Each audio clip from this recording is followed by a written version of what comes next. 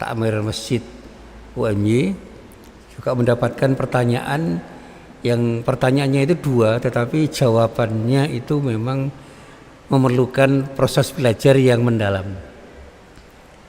Yang pertama, pertanyaan yang sekarang ini lagi banyak ditanyakan orang, yaitu tentang gerakan wakaf tunai. Tentu saja jawabannya tidak hanya jawaban boleh dan tidak. Kalau kita cuma bicara tentang aspek legalitas mudah, tetapi sejauh mana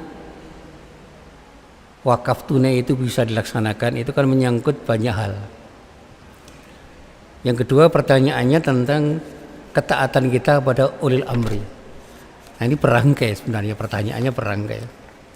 Nah, tadi pagi pertanyaan tentang wakaf tunai sudah saya jawab di dalam kuliah subuh yang saya berikan secara online, dan hari ini saya ingin menjawab pertanyaan tentang ulil amri. Dan tentu saja karena kajiannya kajian tafsir Al-Quran, ya, saya akan menjawab melalui kitab tafsir yang saya baca. Dan ini semua hasil penelusuran saya yang serba terbatas. Dan andai kata nanti ada sesuatu yang baru yang bisa saya sampaikan, tentu saja akan saya sampaikan di kesempatan yang lain. Nah, para jamaah yang dirahmati Allah, kata ulil amri itu merupakan kata yang memang akrab di telinga kita. Dan seringkali di dalam perbincangan sehari-hari kita menggunakan istilah ini dengan penggunaan yang seolah-olah sudah tidak bermasalah. Nah, memang kata ulil amri itu bisa kita rujuk dari ayat-ayat Al-Quran, utamanya ketika para ulama membahas persoalan ini. Mereka merujuk pada surat An-Nisa ayat 59 yang di dalam Al-Quran Allah berfirman dengan firman-Nya yang tegas. Yang pertama, nidaknya atau seruannya kepada orang yang beriman. Di dalam ayat ini Allah berfirman, A'udzubillahi minasyaitonirrajim. Ya ayyuhalladzina amanu. Jadi seruannya khusus kepada orang-orang yang beriman. Nah, kajian tentang nida di dalam Al-Quran itu saya temukan bahwa ketika nida atau seruan itu ditujukan untuk orang yang beriman, kalau seruannya itu adalah perintah, sangat sulit untuk dilaksanakan kecuali dengan basis keimanan yang kokoh. Dan ketika seruannya itu larangan, itu juga sangat sulit ditinggalkan kecuali bagi orang-orang yang punya keimanan yang kokoh. Semakin kokoh orang itu di dalam beriman, semakin akan mungkin dia melakukan tindakan yang selaras dengan perintah Allah, dan semakin mungkin dia akan meninggalkan larangan Allah terkait dengan seruan yang ada di dalam ini. Nah, apa seruannya? Seruannya itu adalah ati'ullaha wa ati'ur rasula wa ulil amri minkum. Hai orang-orang yang beriman, hendaklah kamu semua taat kepada Allah, dan hendaklah kamu semua juga taat kepada Rasul.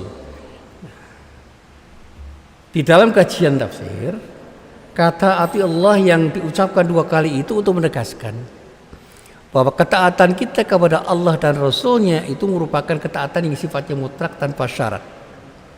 Nah, ketika disebut ulil amri dengan kata-kata wa ulil amri minkum tanpa kata taat, maka para ulama mengatakan ketaatan kita kepada ulil amri itu bersyarat. Berbeda dengan ketaatan kita kepada Allah dan kepada Rasulnya. Sehingga dikatakan di dalam kaitannya dengan ayat ini, fa in tanaza'tum fi syai'in farudduhu ilallahi war rasul. Kemudian, nah, kalau kata fa itu sering terjemahkan kemudian, tetapi maknanya berbeda dengan thumma. Fa itu mengisyaratkan sesuatu yang langsung tanpa jeda. Thumma itu adalah yang isyaratnya itu ada jeda di dalamnya. Sehingga ketika kata-kata fa itu sifatnya takkib yang sifatnya langsung. Artinya ketika Anda mengalami tanazu, berbeda pendapat, berseberangan pendapat tentang sesuatu, apapun sesuatu itu, karena syai' di sini disebut tanpa alif lam sehingga memiliki fungsi yang bersifat umum, ammah. maka segala hal yang terkait dengan perbedaan pendapat Anda di dunia ini, maka dikatakan farudduhu ilallahi war rasul. Kembalilah kamu dan kembalikanlah perbedaan pendapatmu itu kepada Allah dan Rasul. Di dalam kitab tafsir, kembalikan semuanya kepada Quran dan Sunnah. In kuntum tu'minuna billahi wal yaumil akhir. Jika kamu benar-benar beriman kepada Allah dan hari kemudian. Ini peringatan. Jika kita itu betul-betul beriman kepada Allah dan hari kemudian, maka tidak ada kemungkinan kita itu harus taat kepada Allah dan Rasul. Saat kita itu mengalami perseteruan, perbedaan pendapat, ikhtilaf di dunia ini dalam hal apapun, kembalikan semuanya itu kepada Allah dan Rasulnya. Artinya kita harus merujuk pada Quran dan Sunnah. Lalu bagaimana dengan ulil amri? Nah, ini yang akan kita bahas. Lalu di akhir ayatnya dikatakan dzalika khairu wa ahsanu ta'wila. Yang demikian itu lebih utama bagimu dan lebih baik akibatnya. Keputusan untuk kembali kepada Allah dan Rasul itu merupakan keputusan yang terbaik. Dan akibatnya pun akan bisa kita lihat menjadi akibat yang terbaik untuk kita. Nah, sekarang pertanyaannya, siapa ulil amri itu? Nah, saya ingin menjelaskan dengan ringkas saja karena ini persoalan waktu. Makna ulil amri ini bisa kita rujuk di dalam beberapa kitab tafsir. Yang pertama saya rujuk itu adalah tafsir At-Tabari, sebuah tafsir klasik yang banyak dirujuk oleh ulama-ulama besar. Abu Ja'far Muhammad bin Jarir At-Tabari menyatakan bahwa para ahli tafsir itu ternyata berbeda pendapat mengenai makna ulil amri. Dikatakan oleh beliau, satu kelompok ulama menyebut bahwa yang dimaksud dengan ulil amri ini adalah umara, para pemimpin pada umumnya, termasuk di dalamnya adalah pemerintah. Sementara ulama yang lain masih dalam kitab tafsir yang sama menyatakan bahwa ulil amri itu adalah alul ilmi wal fikr, yaitu para ulama yang menguasai ilmu-ilmu yang beragam dan punya pengetahuan agama yang mendalam. Dan kemudian ada sebagian ulama yang berpendapat bahwa ulil amri itu dikhususkan pada para sahabat Rasulullah. Yang dimaksud dengan ulil amri itu adalah sahabat-sahabat Rasulullah. Dan sebagian yang lain berpendapat ulil amri itu adalah Abu Bakar dan Umar ibn Khattab. Jadi itulah yang dikatakan oleh Imam At-Tabari di dalam kitab tafsirnya, yang nanti bisa kita rujuk di dalam kitab tafsir At-Tabari juz 5 halaman 147 sampai halaman 149. Nah, kemudian penjelasan yang lain dari Imam Al-Mawardi di dalam kitab tafsirnya, beliau menyebutkan bahwa ada 4 pendapat terkait dengan pengertian ulil amri ini. Yang pertama, ulil amri menurut Al-Mawardi adalah umara, yaitu para pemimpin yang konotasinya itu adalah pemimpin yang terkait dengan masalah keduniaan, termasuk elit politik yang sekarang sedang memimpin. Dan ini merupakan pendapat Abdullah bin Abbas, As-Sadi dan Abu Hurairah serta Ibnu Zaid. Bahkan Imam Al-Mawardi mengatakan dengan catatannya bahwa meskipun mereka mengatakannya dengan umara, namun mereka berbeda pendapat di dalam sababun nuzul turunnya ayat ini. Abdullah bin Abbas mengatakan bahwa ayat ini turun berkenaan dengan Abdullah bin Khudzafah bin Qais As-Samhi ketika Rasulullah mengangkatnya menjadi pemimpin dalam syariah. Syariah itu peperangan yang tidak diikuti oleh Rasulullah secara langsung. Sedangkan As-Sadi berpendapat bahwa ayat ini turun berkenaan dengan Amr bin Yasir dan Khalid bin Walid ketika keduanya diangkat oleh Rasulullah sebagai pemimpin di dalam syariah. Jadi perbedaannya terkait dengan sababun nuzul ayat ini. Kemudian pendapat yang kedua dinyatakan ulil amri itu maknanya adalah ulama dan fuqaha. Jadi para ulama dan para faqih. Dan ini menurut pendapat Ibnu Jarir bin Abdullah, Al-Hasan, Atha dan Abi Aliyah merupakan pendapat yang lebih kuat. Jadi makna ulil amri itu adalah ulama dan fuqaha, bukan umara. Kemudian pendapat yang ketiga dinyatakan oleh Mujahid yang menyatakan bahwa ulil amri itu adalah sahabat-sahabat Rasulullah sallallahu alaihi wasallam. Kemudian pendapat yang terakhir, pendapat keempat yang berasal dari Ikrimah, itu lebih menyempitkan makna ulil amri ini hanya kepada dua sahabat saja seperti yang dikatakan oleh At-Tabari, yaitu Abu Bakar dan Umar bin Khattab. Jadi pendapat beliau mirip dengan pendapat At-Tabari dan bisa kita baca nanti di dalam tafsir Al-Mawardi jilid 1 halamannya halaman 499 sampai halaman 500. Kemudian ketika kita melihat tafsir-tafsir kontemporer, kita lihat misalnya tafsir Al-Maraghi. Ahmad Mustafa Al-Maraghi menyebutkan bahwa ulil amri itu adalah umara, ahlul hikmah, ulama, pemimpin pasukan dan seluruh pemimpin lainnya serta zu'ama yang bisa kita sebut sebagai pemimpin-pemimpin masyarakat pada saatnya. Karena semua orang itu punya kebutuhan untuk memelihara kemaslahatan umum dan menggantungkan pada mereka, sehingga tidak dibatasi umara saja. Mungkin para ilmuwan, ulama atau tentara yang punya pasukan itu punya pemimpin dan pemimpin-pemimpin lainnya dalam wilayah keagamaan dan dalam wilayah keduniaan. Karena manusia itu punya kebutuhan yang berbeda-beda dan mereka membutuhkan pemimpin. Bahkan Al-Maraghi juga menyebutkan contoh yang dimaksud dengan ulil amri itu adalah ahlul khali wal alti, yang sekarang ini disebut sebagai anggota legislatif yang ada di Dewan Perwakilan Rakyat misalnya. Mereka disebut sebagai pemimpin yang oleh ahli tafsir itu bagian dari ulil amri.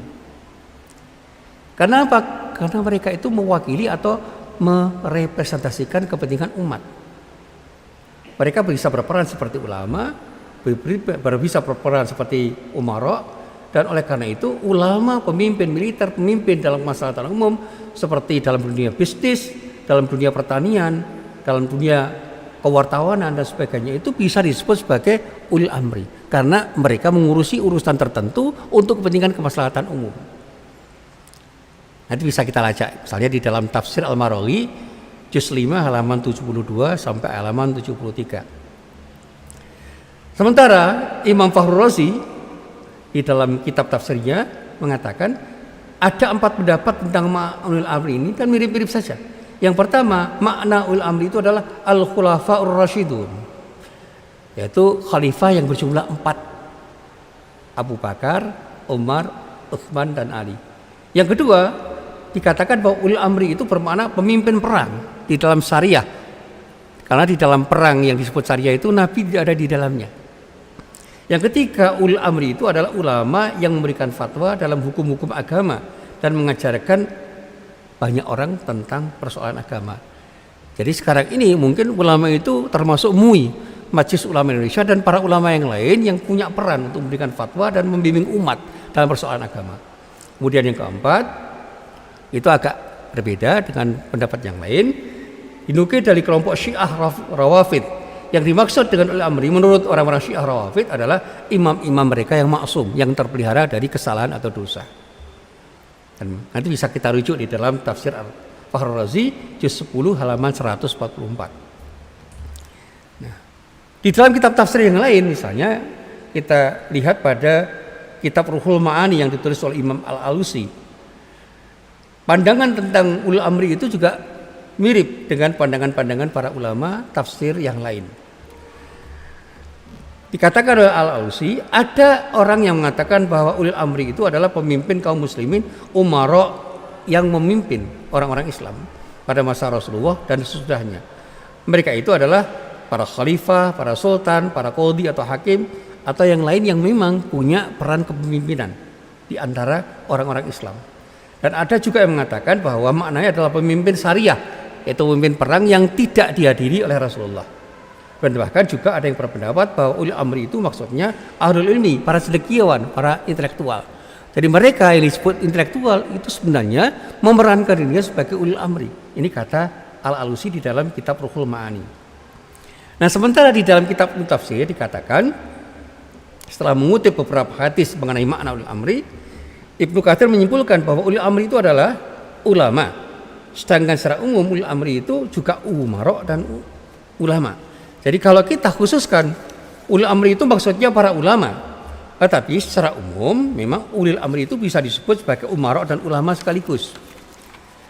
Bahkan kemudian kalau kita kaji lebih dalam, misalnya Profesor Dr. Wahbah Zuhaili, ulama dari Suriah, dan juga Yusuf Al-Qaradawi itu mengatakan bahwa sebagian ahli tafsir itu punya pendapat bahwa makna ulil amri itu adalah ahlul hikmah dan pemimpin perang, dan sebagian lagi berpendapat bahwa ulil amri itu adalah ulama yang bisa menjelaskan kepada banyak orang tentang hukum-hukum agama.